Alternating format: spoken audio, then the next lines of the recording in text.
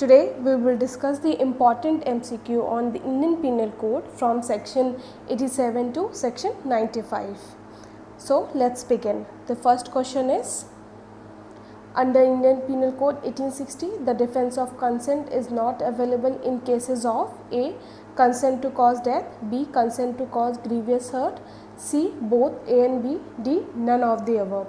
This question was asked in the UP PCSD in 2015 and also in MP 2013.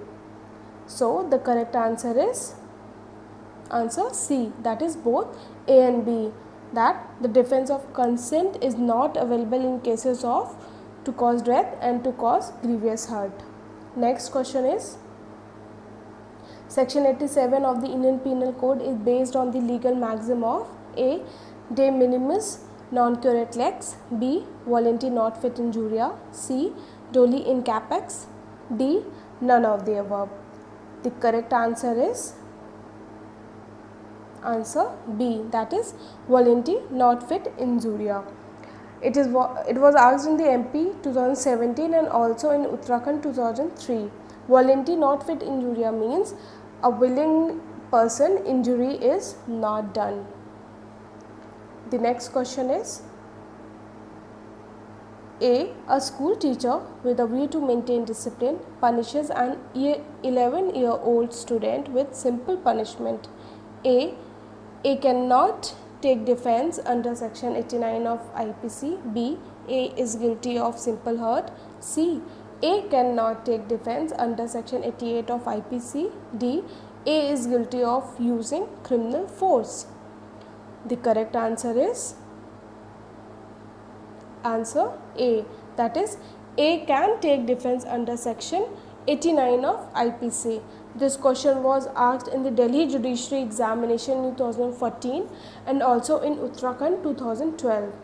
Here A can take defense under section 89 of IPC because it deals with the act done in good faith for the benefit of child or insane person by the consent of the guardian.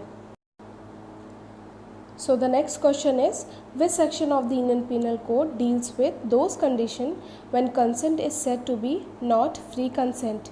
A. Section 90, B. Section 92, C. Section 89, D. Section 87. The correct answer is answer A, that is section 90. This question was asked in the MP 2016 Judicial Examination and also in 2018. So section 90 says that if consent has been given by a person under fear of injury, under misconception, by a child under age of 12 years, and also given by the intoxicated person or unsound person who cannot understand the nature of consequence. So this consent is not to be said given by the free consent. Next question is, A is carried off by a tiger. Z fires at tiger in good faith intending to rescue A, knowing it to be likely that the shot may kill A. The shot fired by Z gives A a mortal wound. Z has committed A. No offence. B. Culpable homicide not amounting to murder. C. Offence of causing death by negligence. D. Murder. This was asked in the Delhi Judiciary in 2014 and also in UP APO in 2015. So the correct answer is answer A, that is no offence, because this act was done in good faith for benefit of a person without consent. This is given in the illustration B of section 92. The next question is, A surgeon in a good faith communicates to a patient his opinion that he cannot survive. The patient dies of shock. So A commits murder, B commits no murder, C A commits abetment of murder, D A commits offence of shock. The correct answer is B, that is A commits no offence.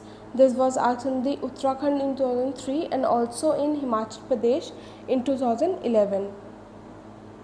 Here A, that is the surgeon, has committed no offense because though he knew that it would be likely that communication might cause the patient's death, but he will be covered under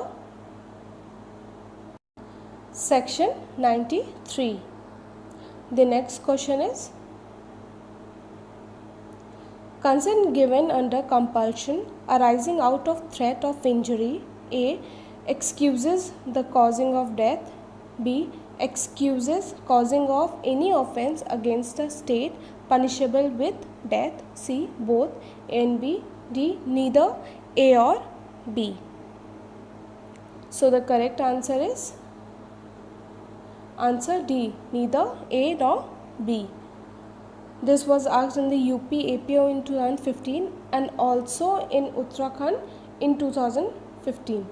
So it deals with the section 94 of the IPC, which says that act to which a person is compelled by threats. The next question is, the principle underlying in section 95 of Indian Penal Code is A.